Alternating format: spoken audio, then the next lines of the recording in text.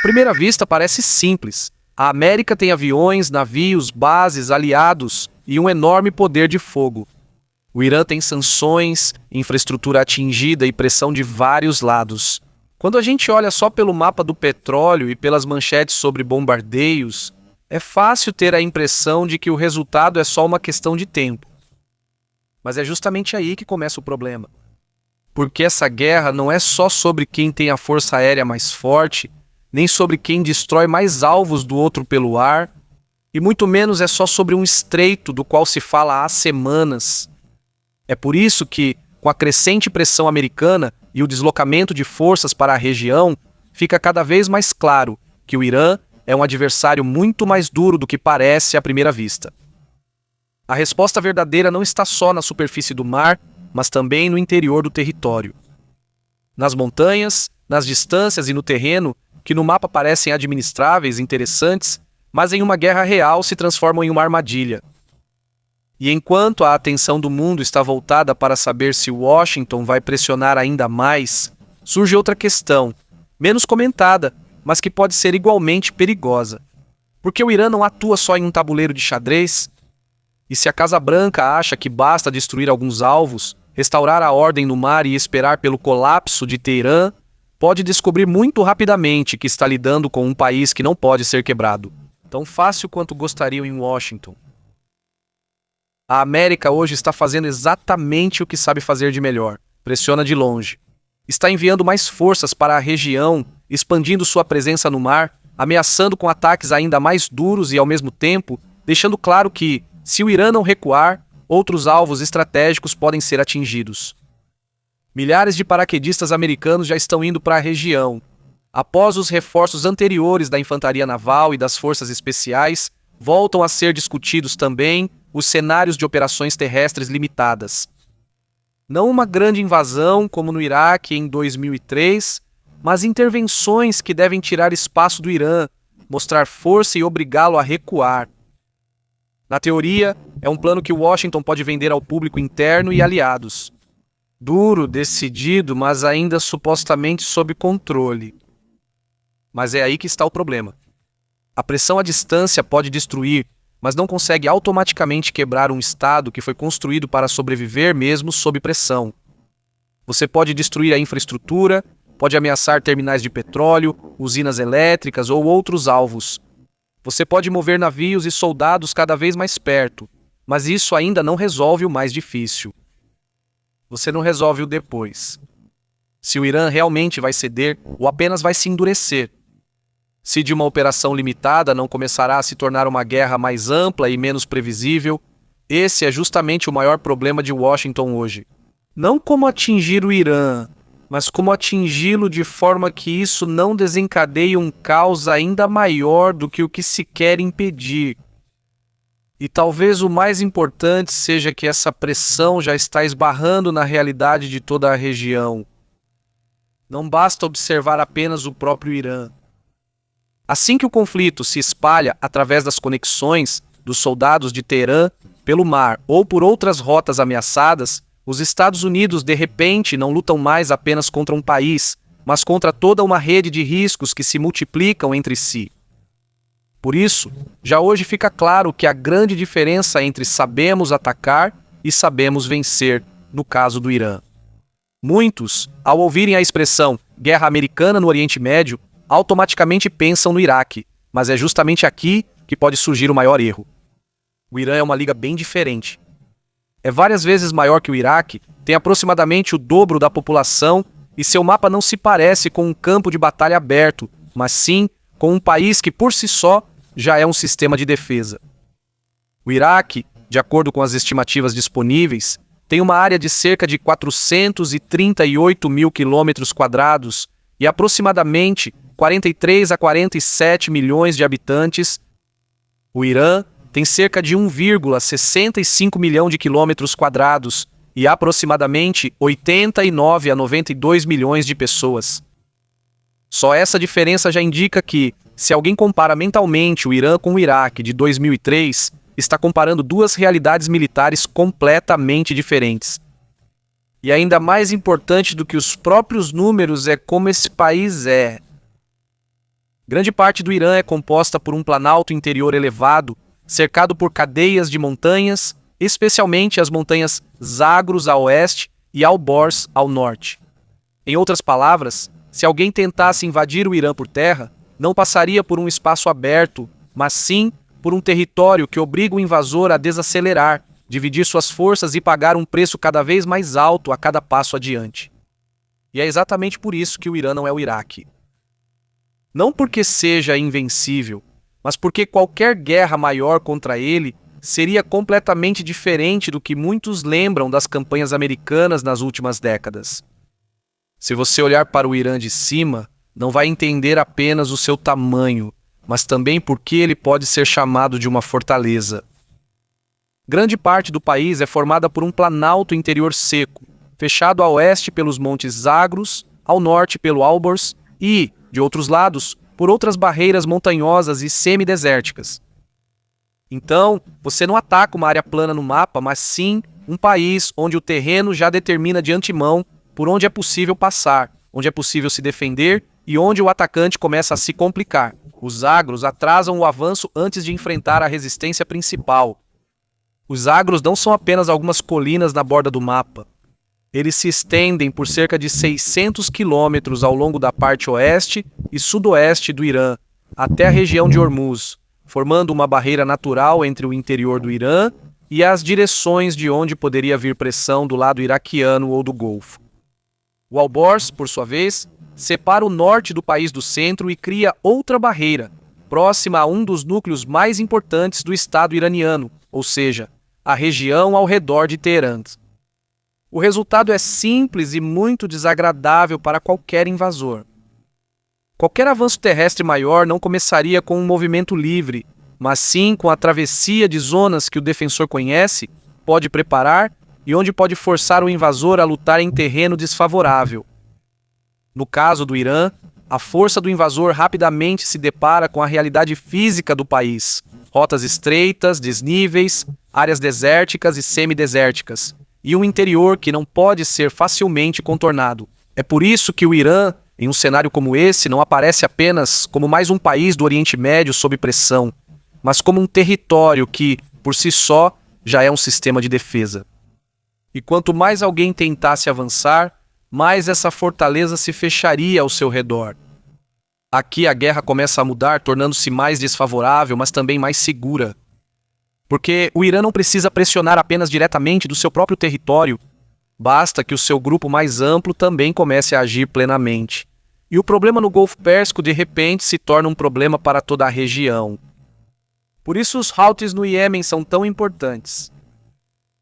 Eles já entraram nesta guerra com ataques a Israel, e com isso, lembraram que Teherã não joga apenas em um tabuleiro de xadrez. Ele sabe pressionar também de forma indireta, através de aliados que, embora não estejam em território iraniano, conseguem atacar em locais que são igualmente sensíveis para o comércio mundial. Esse lugar é Bab al-Mandab, um estreito na entrada do Mar Vermelho. É justamente por ali que passa uma enorme parte do comércio mundial e é por ali que a Ásia se conecta com a Europa através de Suez. E o ponto é simples. Se o mundo acha que tudo depende de um único estreito no Irã, pode descobrir muito rapidamente que outro problema está esperando a alguns milhares de quilômetros adiante. A AP lembra que cerca de 12% do comércio mundial passa pelo Bab al-Mandab, e a Reuters já informa hoje que grandes empresas de navegação estão evitando essa rota e contornando a África, o que prolonga a viagem em mais 10 a 14 dias e aumenta os custos. É aqui que está o poder oculto do Irã, menos comentado que mísseis e bombas.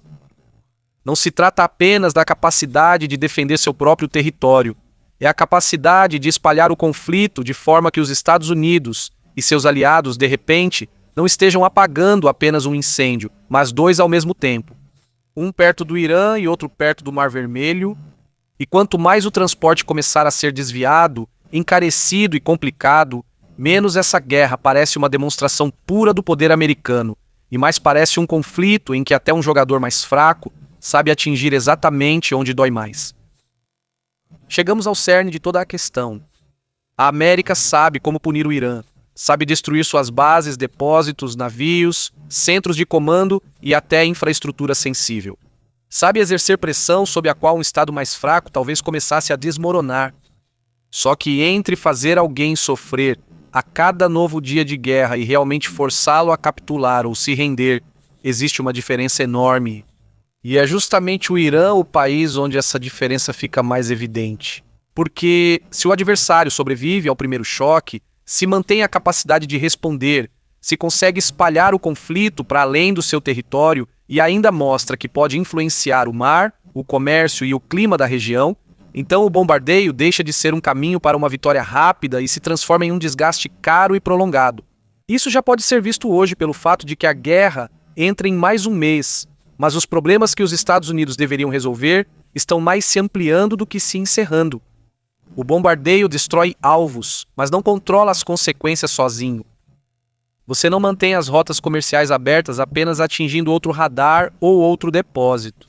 Isso não resolve o fato de que o transporte marítimo já está contornando o Suez e Bab al-Mandab ao redor da África, o que aumenta os preços, alonga as rotas e espalha as consequências da guerra muito além das fronteiras do Irã.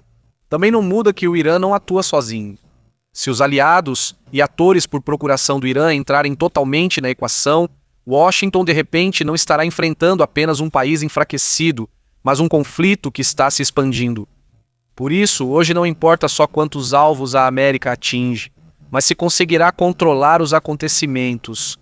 E até agora, parece mais que ela sabe golpear forte, mas ainda não o suficiente para impor sozinha como e quando essa guerra vai terminar. Se você quer transformar o bombardeio em uma verdadeira ferramenta para quebrar o Irã, não basta destruir. Você precisa causar impacto e, ao mesmo tempo, forçar o adversário a perder a vontade, os meios e o espaço para responder. E isso em um país que tem montanhas, um vasto interior, uma população enorme e uma rede de aliados regionais, é muito mais difícil do que parece nos mapas da televisão e nas manchetes da noite. Por isso, hoje a questão não é se a América pode atingir o Irã. Ela pode. A questão é se ela consegue forçar o Irã a perder só com bombardeios. Se Donald Trump quisesse mesmo derrotar o Irã, manter as ações atuais não bastaria. A primeira opção é aumentar ainda mais a pressão, sem uma grande guerra terrestre, ou seja, mais ataques, mais ameaças, mais destruição de infraestrutura e tentar forçar Teherã a fazer concessões por meio de dor econômica e militar. As coisas parecem seguir nessa direção hoje. Trump voltou a ameaçar ataques a campos de petróleo, usinas elétricas e outros alvos-chave, enquanto o Irã não cede no transporte marítimo. O problema é que esse tipo de pressão pode incomodar o Irã, mas ainda pode não ser suficiente para realmente quebrar o regime. É mais provável que a guerra se torne apenas mais dura, mais cara e mais longa. A segunda opção é subir um nível e realizar operações terrestres limitadas. Não uma invasão em todo o Irã, mas ataques específicos em locais estratégicos. A Reuters escreve que sistemas adicionais de forças americanas na região poderiam apoiar cenários como a ocupação de Karg, a garantia das rotas marítimas ou operações focadas em urânio enriquecido. É por isso que agora mais tropas estão chegando à região, incluindo paraquedistas da 82ª Divisão Aerotransportada, após a chegada anterior de cerca de 2.500 fuzileiros navais. Mas este já é o momento em que a demonstração de força começa a se tornar um jogo terrestre real, com alto risco. Porque, se você entrar em território iraniano, mesmo que de forma limitada, você já não está apenas mostrando força, você já assume o risco de ter que manter o território, abastecê-lo e reagir a retaliações. E a terceira opção é uma grande guerra terrestre. Esse é justamente o momento em que o vídeo deixa de ser análise e se torna um alerta. Porque, nesse momento, os Estados Unidos não estariam mais lutando apenas para abrir uma rota ou destruir alguns alvos, mas sim para realmente derrotar um grande país montanhoso que ainda tem capacidade de lutar. Que estaria interessado no desenvolvimento fundamental, mas ainda não se comprometeu a enviar soldados diretamente para o Irã. Não é coincidência. Um passo assim aumentaria dramaticamente o risco de uma retaliação regional mais ampla, de um ataque ainda maior à infraestrutura energética e de mais abalos nos mercados mundiais. Em outras palavras, quanto mais Trump quisesse realmente quebrar o Irã, mais a operação, que deveria parecer uma pressão dura, se transformaria em uma grande guerra de desfecho incerto. E é exatamente por isso que o Irã é um adversário tão incômodo para Trump. Não porque os Estados Unidos não saibam atacar. Eles sabem e mostram isso a cada semana que passa nesta guerra. O problema está em outro lugar. O Irã não é um adversário que você pode derrotar com um único tipo de força, um único tipo de ataque ou uma única operação rápida. É um país que se defende com o próprio mapa, que consegue levar o conflito além de suas fronteiras. Mesmo hoje, quando Washington aumenta a pressão e envia mais tropas para a região, ainda não se vê um caminho simples para forçar o Irã a perder sem transformar essa guerra em algo ainda maior e mais caro. Trump pode bombardear o Irã, pode ameaçá-lo de destruir sua infraestrutura, pode tentar cenários limitados e pressioná-lo tanto pelo ar quanto pelo mar. Só que quanto mais ele quisesse passar da punição para realmente quebrar o Irã, mais teria que arriscar uma guerra que não seria travada apenas sobre o Irã, mas também no mar, nas rotas regionais e através de outros atores, incluindo os Houthis. E é exatamente aí que está o ponto de toda a história. Hormuz não é tudo. O Irã não é apenas um estreito. O Irã é uma fortaleza.